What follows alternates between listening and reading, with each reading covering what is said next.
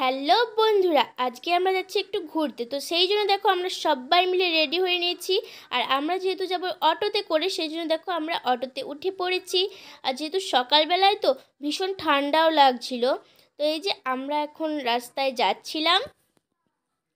তো আমাদেরকে কিন্তু এখনও 5 কিলোমিটার প্রায় রাস্তা যেতে হবে।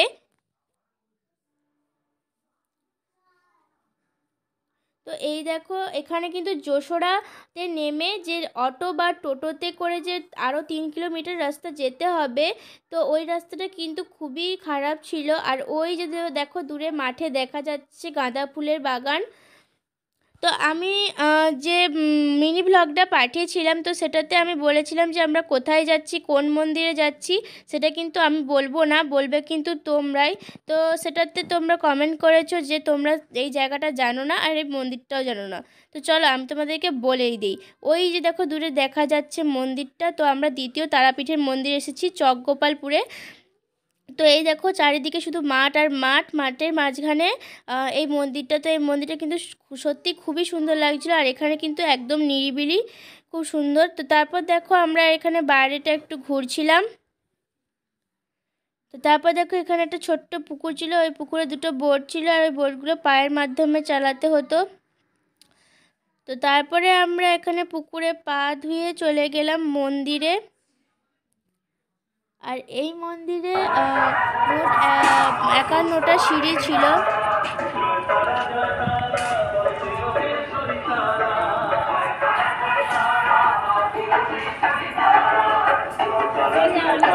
তো তারপর দেখো আমরা এখানে ওপরে যাচ্ছি, আর আমি এখানে পুজোর ডালিটা নিয়ে ওপরে উঠছি।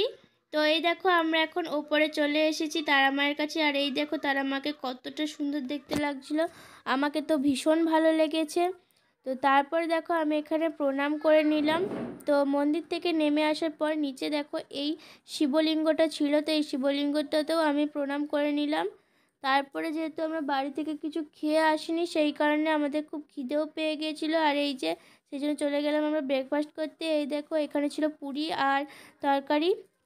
তারপর ওই তারা মন্দিরটার পেছনে ছিল আরেকটা মন্দির, তো আমরা সেটাও দেখতে চলে গেলাম।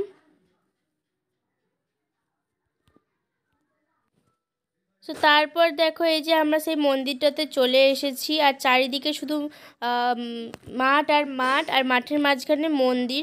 তো ভীষণ ভালো লাগছিল। তারপরে দেখো আমরা চলে এলাম মায়ের প্রসাদ খেতে। তো এই যে আমরা সবাই মিলে মায়ের প্রসাদ খেতে শুরু করলাম। আর মায়ের প্রসাদে কিন্তু অনেক কিছুই ছিল, তো সবটা কিন্তু তোমাদের সাথে শেয়ার করতে পারিনি।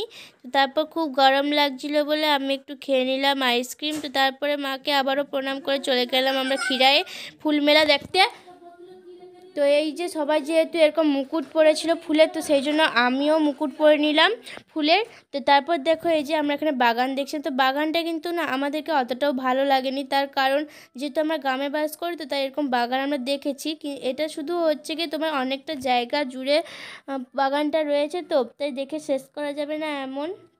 আর আমি যে শর্টসগুলো করেছি সেগুলো কিন্তু এই বাগানের নয়, এই বাগানের পাশে আরেকটা ছোট্ট বাগান ছিল, তো সেই বাগানের ভেতরেই আমি করেছি। তো তারপরে দেখো আমাদের বাগান দেখা হয়ে যাওয়ার পর আমরা চলে গেলাম অটোতে, কারণ অটোতে করে আমরা এখন যাব বাড়ি। তো চলো আমি এখন বাড়ি যাই। আর তোমরা আমার চ্যানেলটি সাবস্ক্রাইব করে দাও যারা এখনও পর্যন্ত সাবস্ক্রাইব করোনি। তো চলো এই ব্লগটা আমি এখানে শেষ করছি। বাই।